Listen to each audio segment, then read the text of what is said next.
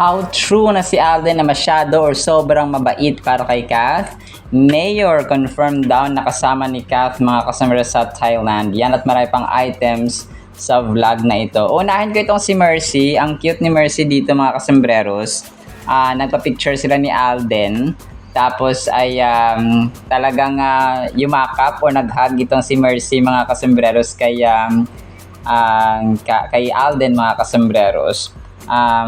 Nakakalimutan ko caption niya dito parang sabi niya parang yung sa trentahin na linta.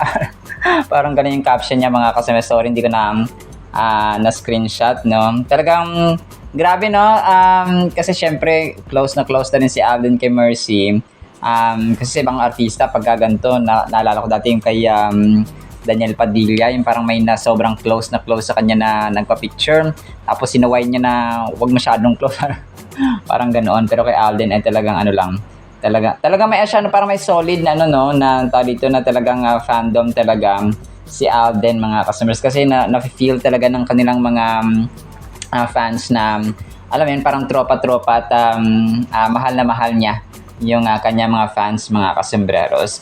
Tapos ito si Lee Victor na isang PBB housemate mga kasembreros ay napili niya dito, no, si Catherine mga kasembreros dito sa pagpapapili ni ni Jayco Manangan, who's your favorite actress mga kasembreros. So dito ay di ba series, maraming mga maraming mga actresses na binibigay siya, tapos pipili ng isa mga kasembreros. So yung point dito na pinili ni Lee, si Catherine ay between kay Angel Locsin or si Catherine. So yon, pero mas pinili niya ito si Catherine mga kasembreros. Tapos yon, marami pa siyang kinumpara, sina Angelica Panganiban, sina Dean Lustre. So pinili niya pa rin si Kath mga kasembreros, si Carla Abellana at saka si Kath pa rin mga kasembreros. Tapos si Jody Santa Maria at saka si Kath ay pinili niya na si Jody mga kasembreros. So yung ending na actress dito ay si Jody Santa Maria yung kanyang napili mga kasembreros. Tapos spotted si Alden kahapon. Parang may parang may picture siya dito na kahapon na pinost ng isang admin mga kasembreros. So hindi ko lang alam, parang bago siya no.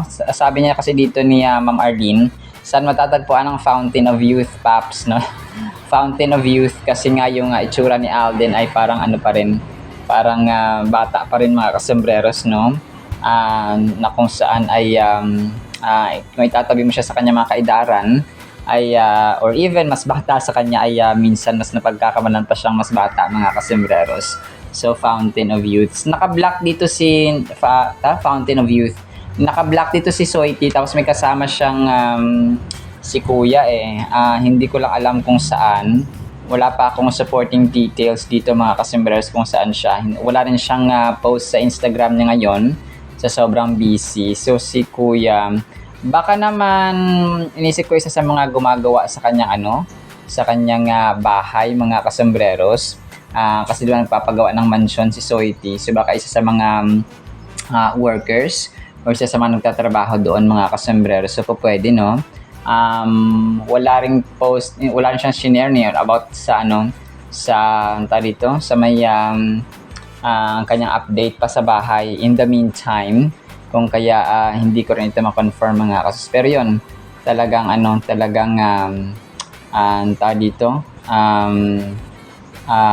spotted siya dito. Hindi ko lang din sure kung saan ito mga kasembreros. Tapos ito, ang cute ng ginawa ng isang fan dito.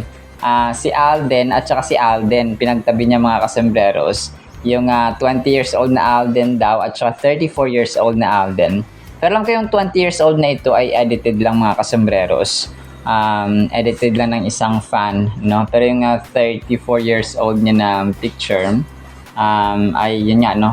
Recent ito. Parang naging singkit dito at saka naging Taiwanese or Korean actor ito si Alden sa kanyang 20 na figure mga kasumberos or itsura. Ito, si Alden po ay na-feature sa isang tawag dito, sa isang parang publishing na company mga kasembreros na gumagawa ng mga tawag dito, ng mga souvenirs, items, and so on, mga palamuti. So, ang na-feature na dito kahapon sa makecarl.com, personalized, handcrafted, one of a kind na ay si Alden, no? Featured client nila si Alden. At yung picture ni Alden sa kanyang kick-off campaign ng kanyang A-team mga kasembreros. So yung pangalan ng publisher na ito ay MakeCarl or makercarl.com or MakerCarl Philippines. So yun po, no? Parang gumagawa sila ng mga souvenirs, ng mga printouts and so on mga kasembreros. So ang cute lang kasi na feature dito si Alden mga kasembreros. So bihira sila mag-feature ng mga artista no? Pero si Alden ay ay 3D printing company no yun. Tapos nagpagawa dito yung yung A-team community mga kasembreros. Some gifts are given, others are remembered. Meet Alden Richards in his custom pop art toy form. A stylized piece na hindi lang pang display kung may kwento or kundi may kwento. Kung may taong gusto mong bigyan ng something personal, something na tatatak talaga, ito na yon. Maraming salamat A-team community for trusting us. So nagpa-print pala no, si Alden doon mga kasembreros or yung A-team community na fandom ni Alden mga kasembreros sa makecarl.com. So yun po no, talagang love na love si Alden ng kanyang A-team mga kasembreros. Tapos ito 2 hours ago, ang cute dito kasi siya, parang na-feature niya yung mga pumili kay Catherine na mga lalaki mga kasembreros no, na actors kahit na nasa ibang network sila. No, knowing they're from another network, these boys still picked Catherine as one of their top 3 most beautiful Pinay actresses. Nakakatuwa lang seeing her still pulling all of Gen Z like this. So dito ay si Anthony Constantino, si Michael Sager of course, tapos yung isa dito at dalawa. Sino itong isa? Si Josh ba to? Si Josh Ford, no? Mga kasembreros, if I'm not mistaken. Tapos yung isa sa baba, hindi ko 4 sila na pinili si Ma'am Catherine mga kasembreros as one of their most favorite or nagagandahan nila na actresses mga kasembreros sa industriya ng Philippine showbiz. So, yun po. Talagang hinahangaan at saka nagagandahan sila kay phenomenal box office cinema queen. Sige, major items tayo mga kasembreros. Yung kasi dito is sige, unahin ko muna ito. Yung kay Mayor Mark Alcala na confirm daw ba talaga na magkasama sila sa sa Thailand mga kasembreros. So ang tinitingnan ko dito kahapon, nag-post si Mayor Mark Alcala sa kanyang Facebook page mga kasembreros ng kanyang mga ganap nga no mga kasembreros. So dito yung mga ceremonies, mga 29th Foundation Celebration of Enter Global College as guest view. So marami siyang dito mga pinost kahapon ng kanyang ganap mga kasembreros sa kanyang Instagram, sa kanyang Facebook account mga kasembreros, na parang balik trabaho na nga siya. So tapos yung last na pinost niya is March 23, tapos kahapon na ulit mga kasembreros. Tapos napagtagpi ito ng mga fans na parang kahapon din nagsimula si Kath ng kanyang taping ulit mga kasembreros no, sa Someone Someday. Back to work with Kath mga kasembreros no, post ito ng isang fan doon sa taping or sa shoot nila no. Actually si Ma'am Dimples Romana yung nag-post dito, kasama dito si Kath of course mga kasembreros. Tapos yun, parang napagtagpi nila na parang sabay talaga nagbakasyon, nag-off, nag-leave mga kasembreros ang dalawa kasama ang glam team ni Kath mga kasembreros. Tapos si Mayor Mark Alcala no, parang yun yung kanilang iniisip din no, na parang halos sabay sila na nagbakasyon, sabay nag-leave, tapos sabay bumalik sa trabaho, mga kasembreros. So, yun yung kanilang speculation. So, hindi tayo makapag-conclude kasi kung totoo o hindi. Kasi nga, yun. Pero, hanging tayo sa part na ito, mga kasembreros. Pero kayo, no? Kung ano ang inyong pinaniwalaan ay go lang po, no? Kung naniwala kayo, nakasama ba ni Kath si Mark Alcala doon sa Thailand or hindi, mga kasembreros. Tapos, yun, isa sa mga major items natin dito na masyadong mabait or sobrang mabait si Alden para kay Kath, kasi parang yung personality ni Alden, sobrang bait, mga kasembreros. Kung parang hindi siya maging, alam mo, parang hindi siya dito mag-fit kay Alden, kasi dito papakinggan natin ito mamaya, mga kasembreros, itong kanyang statement or sinabi sa mga fans niya or sa A-team community niya, mga kasembreros. So sabi niya dito ay parang in-appreciate niya yung kanya mga A-team na kaya makipagsangkalan, kaya makipag-away sa mga bashers, mga kasembreros, nilalaban ng patayan, sabi niya. Tapos sumasagot-sagot pa yung mga A-team niya, mga kasembreros. So isasangkalan niyang mga sarili, makasagot lang sa mga bashers. Tapos yun, nagpasalamat siya, mga kasembreros. Pero yun, ayaw niya encourage yung mga ganoong character actually, mga kasembreros. So ang bottom line niya dito ay hindi natin dapat ganoon na pinapatulan, mga kasembreros ba. So hindi daw ganoon ang mga fans ni Alden na nakikipag-awayan, nakikipagbardagulan, nakikipaglaban, mga kasembreros, sa mga bashers. So ayaw niya. Sabi niya dito ay as much as you are protecting as far as they're protecting Alden Richards, dapat protektahan din nila yung kanilang sarili, no, yung mga fans nga ni Alden, mga kasembreros. So hindi lang ako palagi, no, kasi unfair sa inyo na parang hindi naman pwede na andun na kayo sa extent na pinoprotektahan nyo ako and then nakakalimutan nyo yung sarili nyo. Grabe, no, sobrang bait talaga, mga kasembreros. Sobrang, kasi tama naman siya, no, kasi at the end of the day, buhay pa rin ng mga fans yan at buhay pa rin ni Alden yan, mga kasembreros. Although nandun na yung point na nandun na yung idea or yung katotohanan na yes, pinaglalaban ng mga fans si Alden sa mga bashers, pinaglalaban sa mga negatrons and so on, mga kasembreros. Pero at the end of the day ay they need to protect themselves as well, no, kasi kahit sabihin na pinoprotektahan nila si Alden, kung may magkaroon man ng legal actions ay sila pa rin yung kawawa or yung mga fans pa rin ni Alden, mga kasembreros. So grabe, no, yung self-worth, no, ang niya dito, yung kanyang pinoint out, mga kasembreros. So na mahalaga yung mga fans niya, mahalaga yung fans ni Alden sa kanya, pero dapat nialagaan ng mga fans yung kanilang sarili, yung kanilang moral or dignity, mga kasembreros, at ang kanilang puso, no, na wag masyadong magalit, mga kasembreros. So pero ito ay throwback lang, no, mga kasembreros, ni-repost ng isang fan kagabi, kung kaya na-recall din po natin, mga kasembreros. So dito ko na-realize na parang masyadong mabait, no, si Alden kay Kath, mga kasembreros. In a way na parang yung, kasi may mga babae rin kasi na mas gusto nila yung mga bad boy yung mga bad boy na type yung parang tigasin minsan, pero when it comes to love, of course, no, ay malambot sila, mga kasembreros.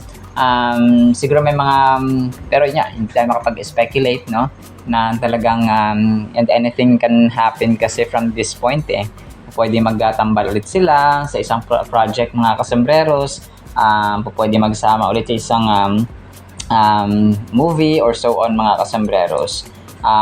Pero yun, talagang yun din yung parang siguro iniisip ng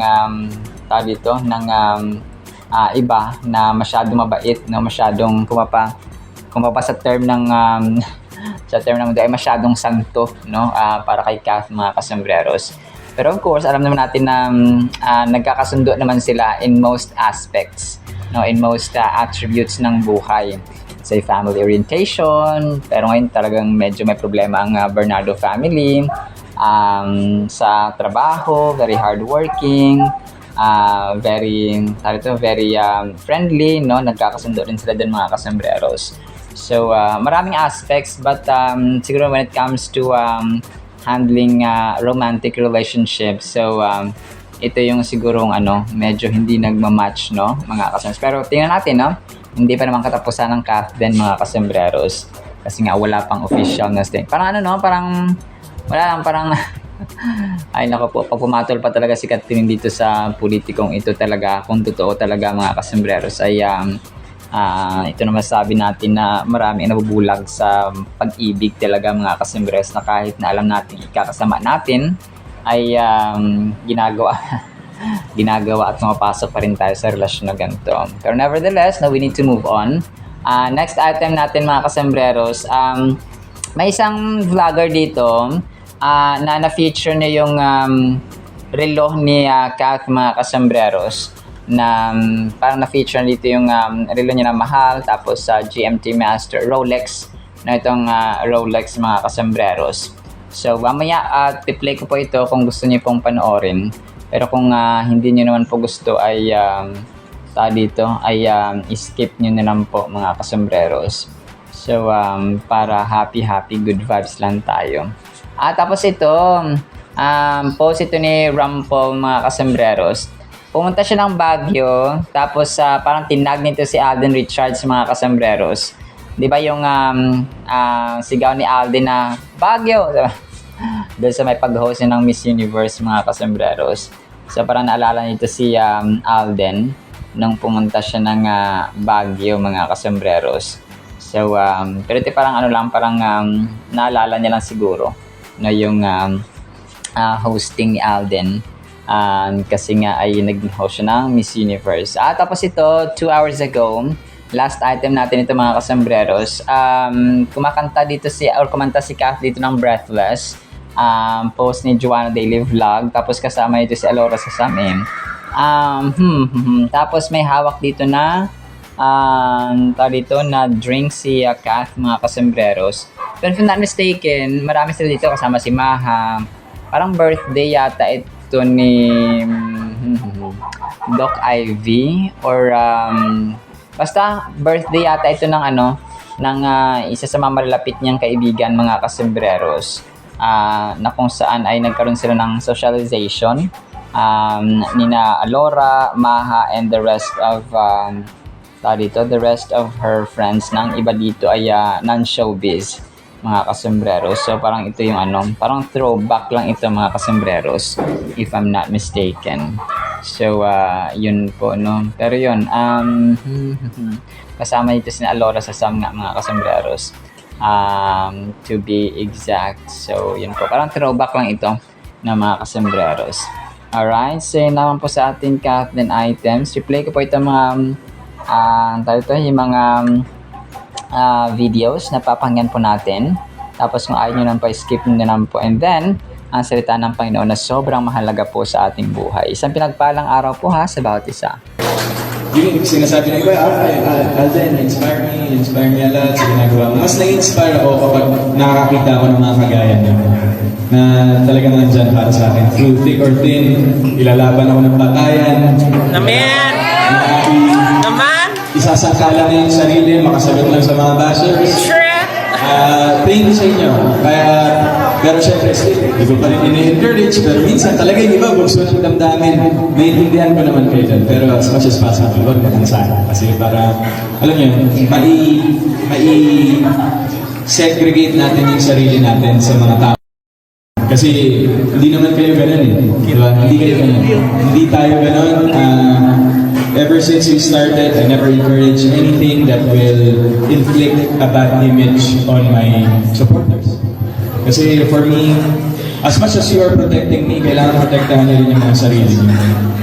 Hindi lang ako palagi. Kasi unfair yun sa inyo. Parang hindi naman pwede na andun na kayo sa extent na pinoprotektahan ako and then nakakalimutan niyo yung sarili niyo. Tandaan niya, meron din kayong worth. Yung self-worth niyo, hindi pa ba yan?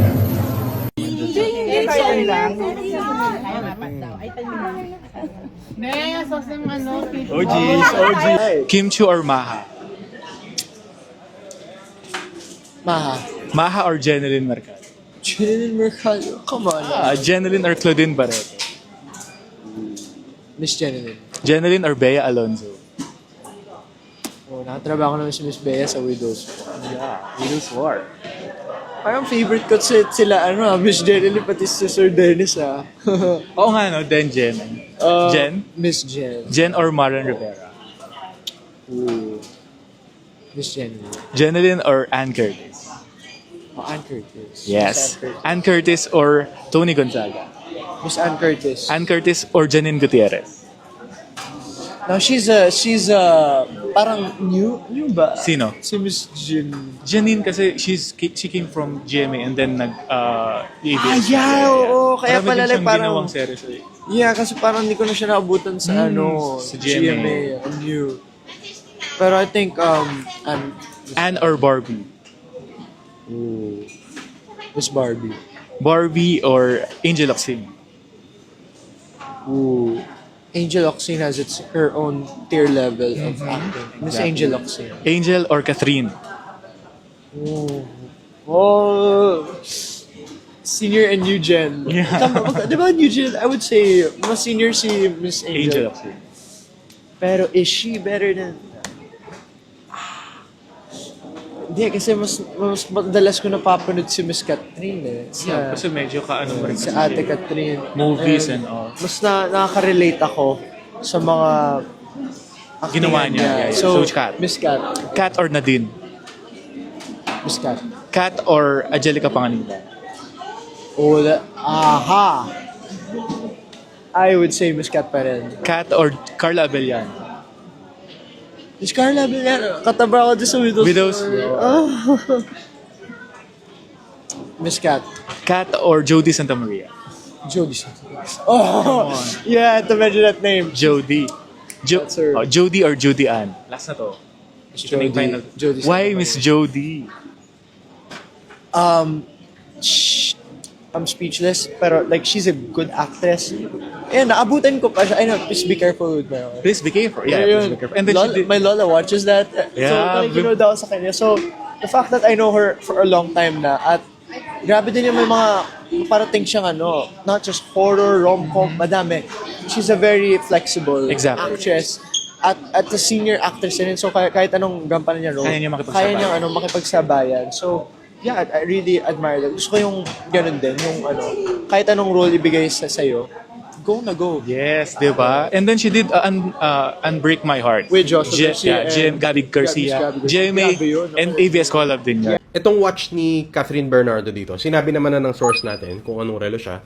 It's a Rolex GMT Master 2, the 126710 BLRO. So yung BL in this case stands for blue and RO stands for rouge. These are the French words for blue and red respectively. So yung blue and red na yan, makikita nyo yan sa bezel. Kaya nga siya nicknamed the Pepsi dahil sa mga kulay na yan. And compared to the other Rolex GMT Master 2 watches or variants in steel, kasi all of them naman desirable po yan. Pero siguro ito ang pinaka-desirable and you'll see that reflected in the price. On the secondary market, it would cost you up to 1.5 million pesos. Kung idol nyo si Catherine, you would look at alternatives, and the alternative that I have for you today is the Q Timex reissue day date. In terms of the SRP, this watch comes in at 11,495 pesos. Sobrang the best ng ating Word of God. Ang title natin ay Nakalulugod sa Diyos.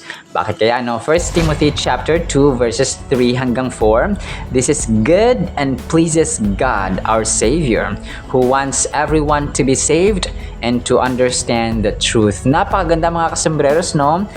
Maiksi lang siya, 2 verses, pero ang daming output, ang daming wisdom na nakikita ko dito mga kasembreros. Unang-una sa lahat, tayo po bilang tao, gusto natin na malugod. For example, kapag tayo po nagtatrabaho sa isang kumpanya, so gusto natin maging masaya yung ating manager sa atin, yung performance natin ay okay sa ating mga boss, sa ating mga supervisor, or sa CEO ng company, or sa ano man dyan, for example, kapag ikaw ay teacher, kunwari, ikaw ay isang guro, tagapagturo mga kasembreros. So dapat nakalulugod ka, at saka natutuwa sa iyo ang iyong principal or ang iyong head teacher mga kasembreros. So ganun po siya, tayo po ay may role or may ginagampanan tayo na mga responsibilities sa buhay.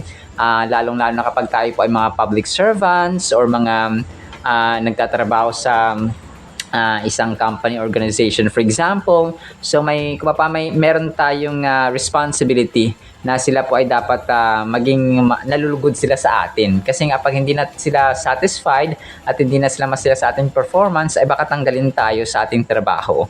So ganun po siya mga kasembreros. So and kahit na sa ating bahay, no, for example, may asawa tayo, so dapat masaya yung asawa niya masaya yung asawa natin sa atin, no. Tapos yung basta sa loob ng family in general, no, na kapag dapat nalulugod sila sa atin. So, sa isang kaibigan, no, kapag favorite mo yung kaibigan mo, nalulugod ka sa kanya, napiplease ka sa kanya mga kasembreros. So, pero dito, reminder ito ni Apostol Pablo kay Timothy na kanyang spiritual son or spiritual disciple. Sa atin, sa present generation, it also implies or it is also applicable sa atin mga kasembreros na tayo po ay dapat ay nakakalugod sa ating Savior, sa ating Diyos mga kasembreros. Na grabe sabi niya dito, this is good and pleases God, our Savior.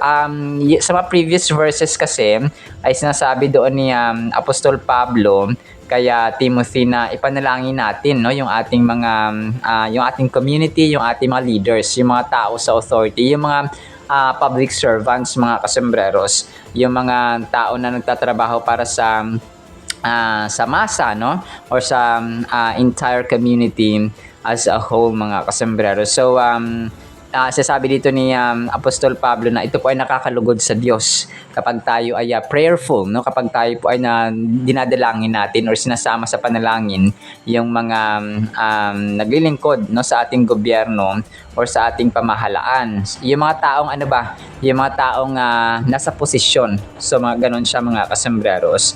So and sabi niya dito, who wants everyone to be saved and to understand the truth. So wag nating isipin na ang Diyos ay natutuwa siya na magparusa sa tao, na ang Diyos pinaglalaroan lang ang tao, no, kapag itatapon sa impyerno talagang masaya ang Diyos, no. Hindi po, kasi mahal na mahal tayo ng tao, and unang-una sa lahat, ang impyerno ay hindi po yan ginawa para sa tao, ginawa po yan para sa mga anghel na nagrebelde, no. Kasama unang-una si Lucifer mga kasembreros na kinain ng pride, no, ng rebellion mga kasembreros. So hindi naman ginawa ng Diyos ang impyerno para sa tao, ginawa niya ito para sa mga rebelde na mga anghel mga kasembreros. So ang kaibahan lang kasi sa angels, kapag sila po ang nagkasala, automatic na yon na sila po ay judged, diretso na sila itatapon sa naglalagablab na apoy mga kasama sa impyerno without trial. Kumaga pa sa isang kaso or sa isang batas dito sa Pilipinas or sa ibang bansa, kapag ikaw nagkasala, diretso na agad sa kulungan. Wala nang trial or wala nang paglilitis sa hukuman. So sa mga anghel, wala na po. Parang ganun siya. Pero dito of course sa atin ay meron pang trial yun mga kasembreros. Sa atin lang, sa mga anghel, mga kasembreros, ay wala na silang ganoon, no, diretso na sila mga ganon. Sa tao, di ba, meron pa tayong pagsisisi, meron pang mga chances na binibigyan Diyos sa atin and so on mga kasembreros, pero sa mga anghel po wala. So isa po yun sa pinagkaiba ng tao sa mga anghel mga kasembreros. Yes, they are powerful, but angels were created or formed by God mga kasembreros to protect us and to obey His will. So ganun siya, nilikha ng Diyos ang mga anghel para maging tagapaglingkod niya, no, mga kasembreros. So ganoon po siya, no, mga kumaga pa sa isang bahay ay maging kasambahay mga kasembreros. So ganoon po siya. So unlike sa ating mga tao na talagang we were created out of love, no, kasi expression tayo ng pag-ibig ng Diyos. Grabe, no. So wag nating isipin na yung impyerno again ay ginawa ng Diyos hindi po niya ginawa ang impyerno para sa mga tao at natutuwa pa siya, no. Hindi siya natutuwa.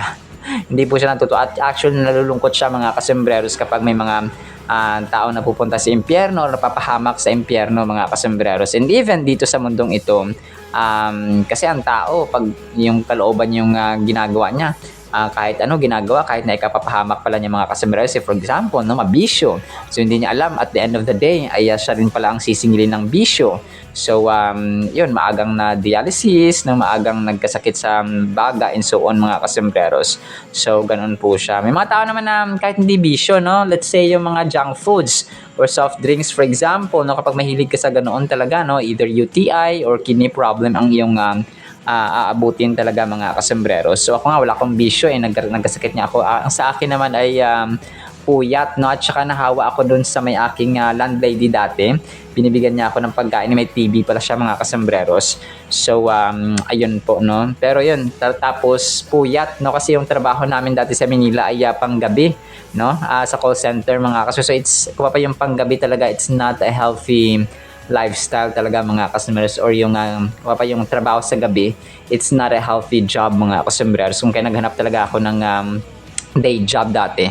So pero mahigit parang almost 2 years ako no napanggabi. So tapos aircon.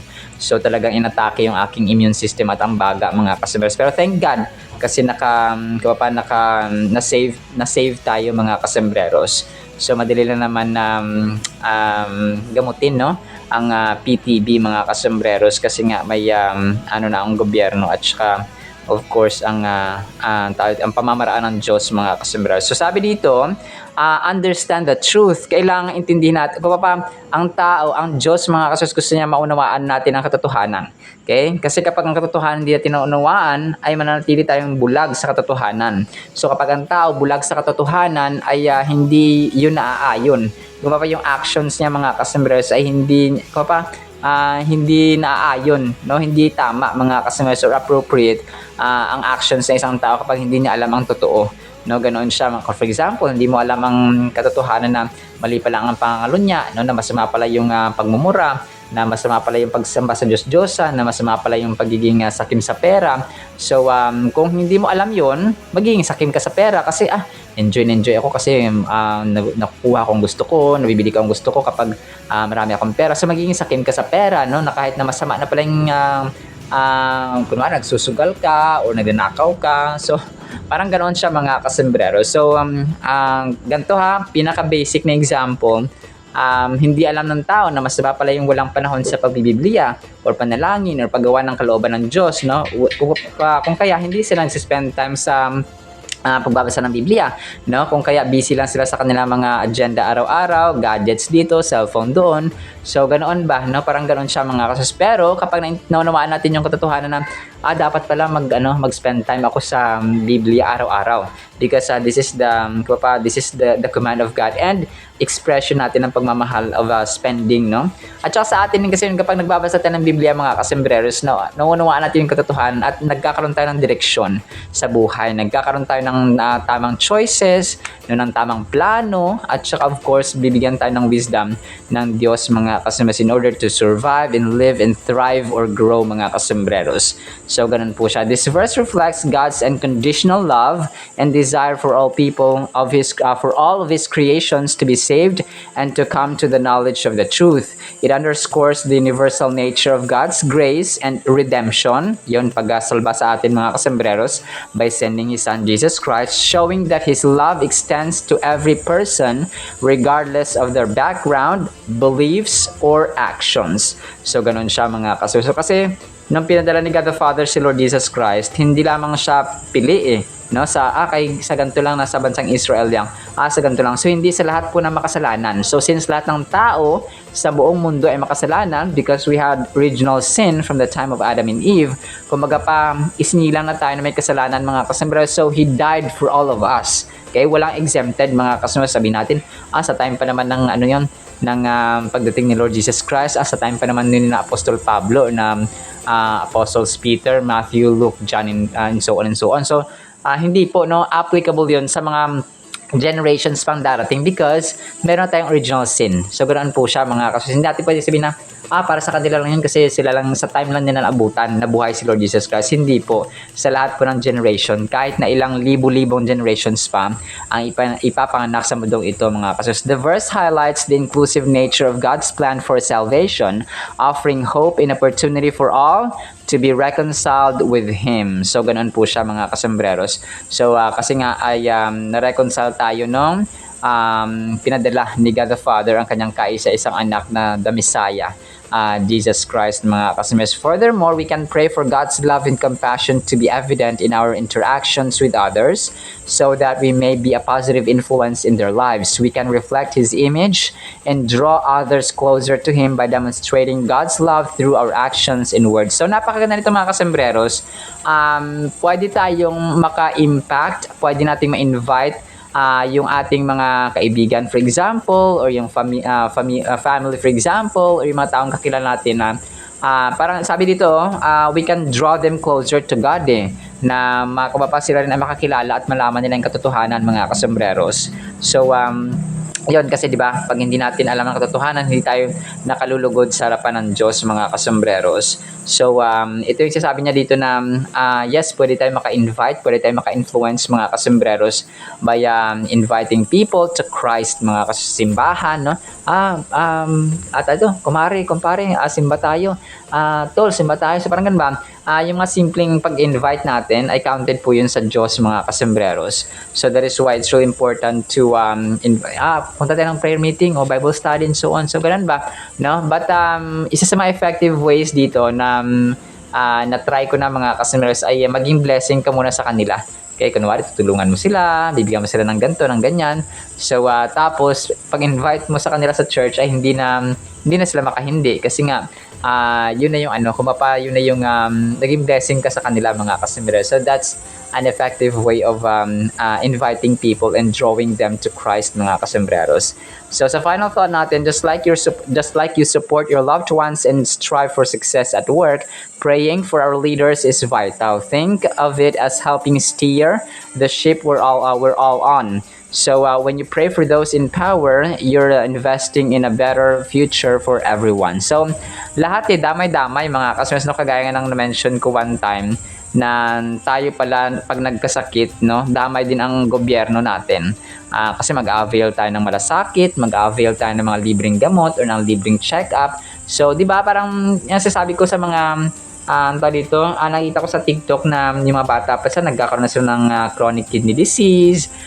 So, ang dialysis nun, sasagutin ng gobyerno. So, yung individual actions natin, yung hindi natin ingatan nating sarili, kahit ako, di ba, nagkaroon ako ng sakit mga kasombreros na hindi ko alam na posible pala na gano'n na kapag nagpupuyat kayo, magkakasakit ka. So, parang, di ba, syempre, no, kailangan kong pumunta sa barangay, tapos humingi ng gamot. Pero sa akin dati parang binili ko talaga yung mga gamot pang TB or tuberculosis mga kasombreros So, pero sa awa ng Diyos, so yun po, He provided naman.